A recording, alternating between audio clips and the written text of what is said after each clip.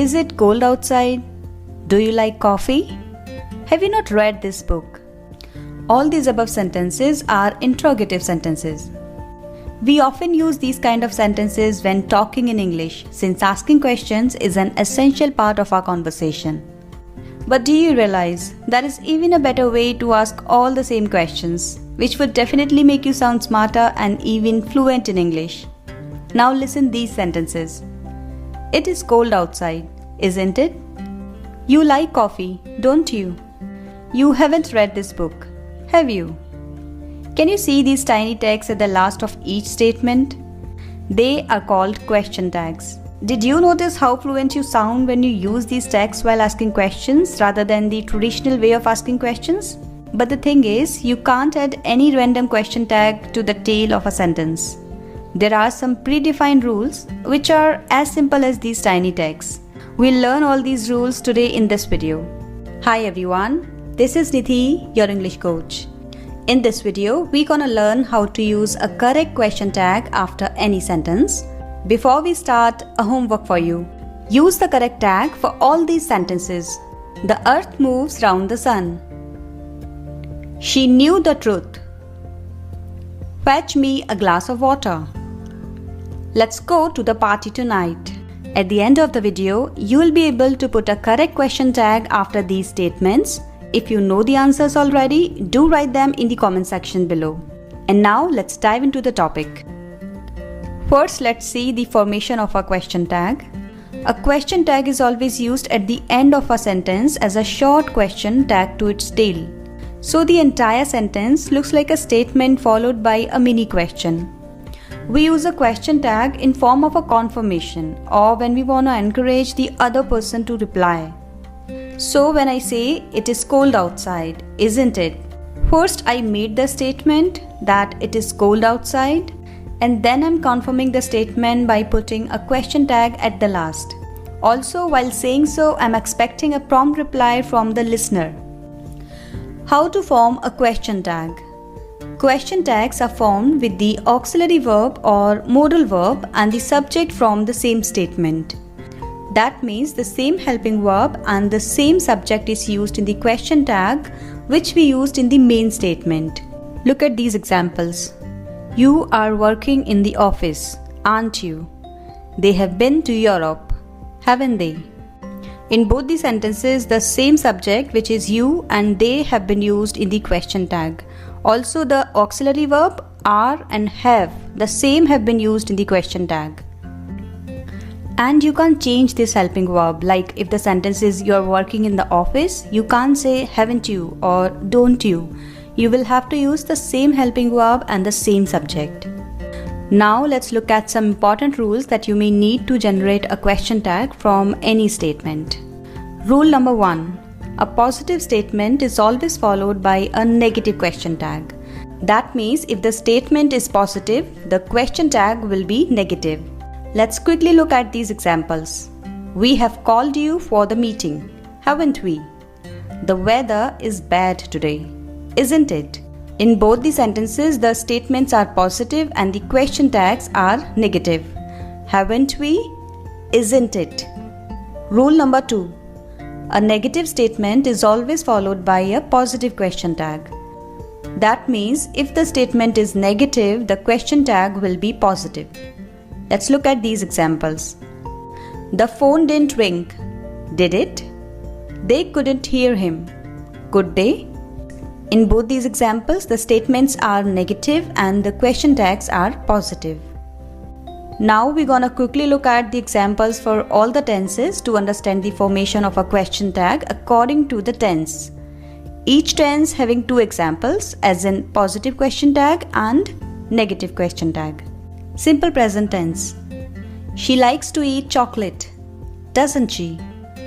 You don't know the facts, do you?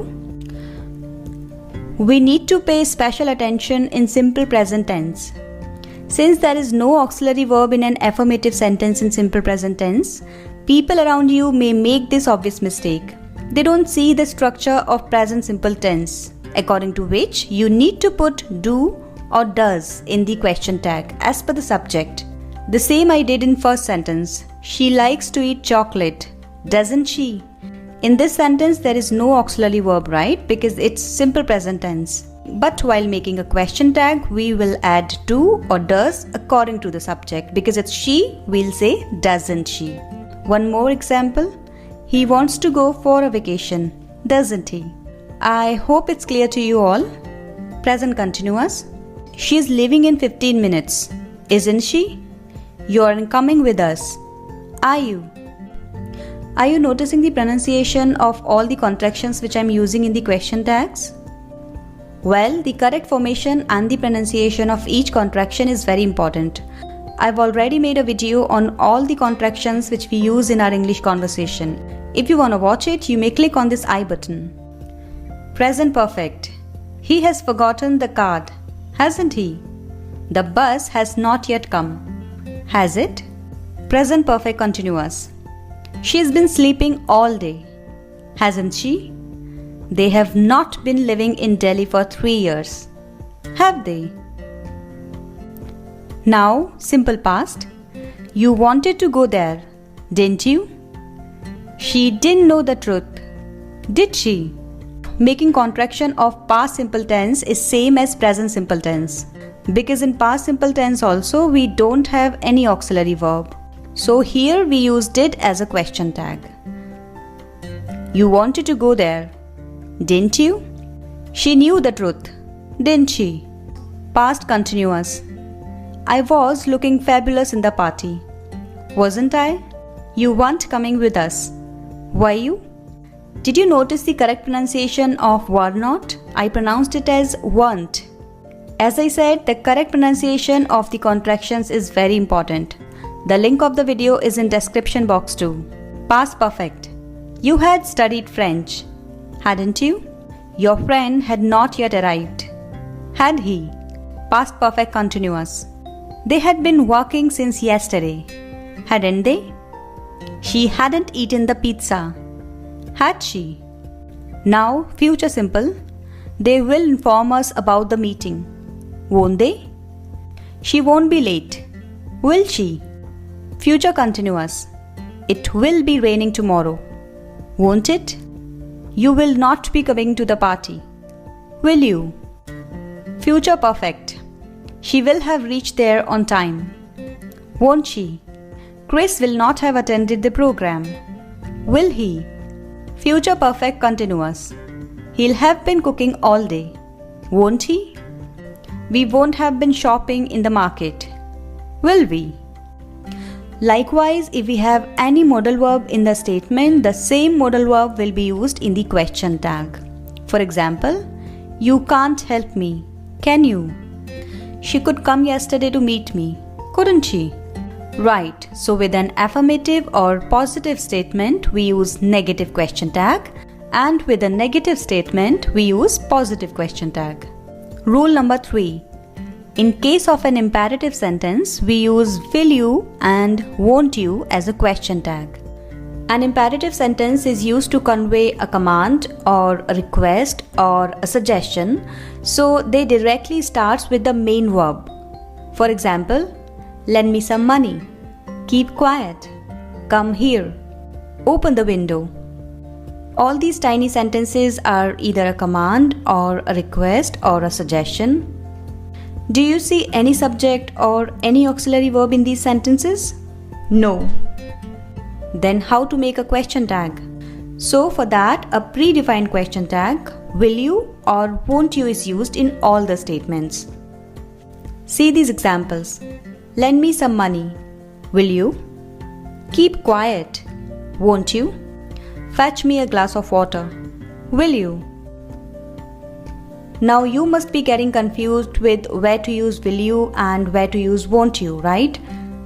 Just to clear the fact, it doesn't make much difference whether you use will you or won't you. Still, there are some rules that you can follow to choose between will you and won't you as a question tag.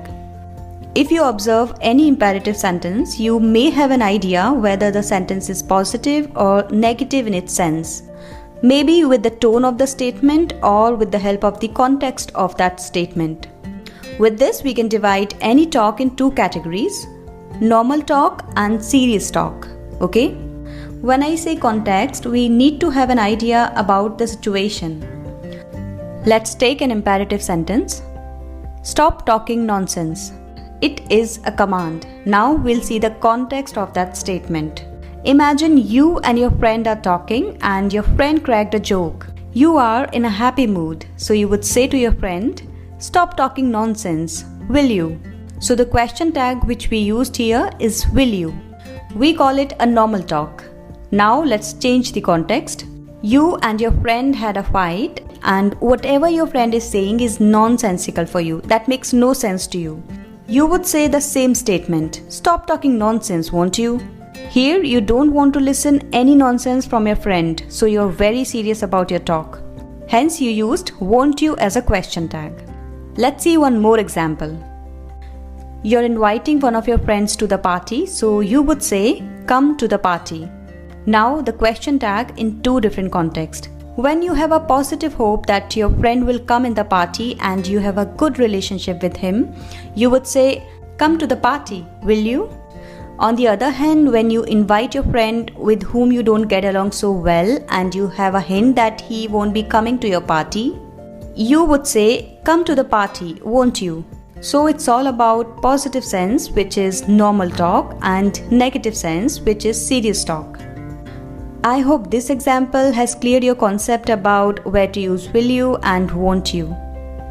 Now we'll move on to the next rule. Rule number 4. Some imperative sentences starts with let us or let's. In that case, shall we is used as a question tag. For example, let's go for the party tonight. Shall we? Let's discuss this matter tomorrow. Shall we? Rule number 5. Some words are negative in meaning. For example, hardly, seldom, scarcely, rarely, and barely. Since they all are negative in their meaning, we'll take a positive question tag after them. For example, he hardly does any work. Does he? She found barely anything to paint. Did she? Barking dogs seldom bite. Do they? I have not used any negative question tag since all the words were already negative. Rule number 6. When the subject of the statement be like each, every, everyone, everybody, no one, nobody, or none. While making question tag, we'll use they as a pronoun, and the helping verb will be used the same as in the statement. Let's see some examples. Everyone has come in the meeting, haven't they? None of your friends speak French, do they? Everybody loves her, don't they? Now the last rule. Rule number 7. Subjects like the name of countries, motherland, the name of rivers, earth, moon, ship, train, they all are treated as feminine gender. So in the question tag, she will be used as a pronoun. For example, Titanic sank on her maiden voyage. Didn't she? The earth moves round the sun. Doesn't she? It may not sound familiar to you because you don't listen people around you using these question tags. But if you wanna sound correct, use she as a pronoun with these words.